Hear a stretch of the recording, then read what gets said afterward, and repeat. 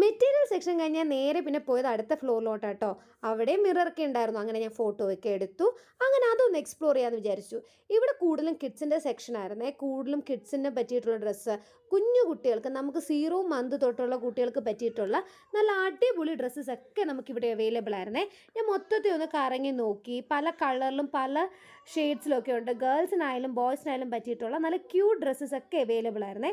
പിന്നെ ഞാൻ കുറച്ചു ഡ്രസ്സസ് നോക്കി, ഒരു 5 മന്ത് ഓൾഡിനൊക്കെ പറ്റിയിട്ടുള്ള. പിന്നെ റോംബോസും ഒക്കെ നോക്കി, റോംബോസും ഒക്കെ ഉണ്ടായിരുന്നു. പിന്നെ ഇവിടെ എടുത്ത് പറയേണ്ട ഒരു കാര്യം ഇവിടുത്തെ ട്രോളി ആയിരുന്നു കേട്ടോ. ട്രോളി നല്ല ലാഭം ഉണ്ടായിരുന്നു. പിന്നെ നമ്മൾ ബെൽറ്റിൻ്റെ സെക്ഷൻ നോക്കിയപ്പോഴത്തേക്ക് നല്ല ട്രെൻഡി ബെൽറ്റുകളെല്ലാം ഉണ്ടായിരുന്നു. അതിനുശേഷം അവിടെ തന്നെ അതേ ഫ്ലോറിൽ തന്നെ നമുക്ക് ചപ്പലൊക്കെ അവൈലബിൾ ആയിരുന്നേ.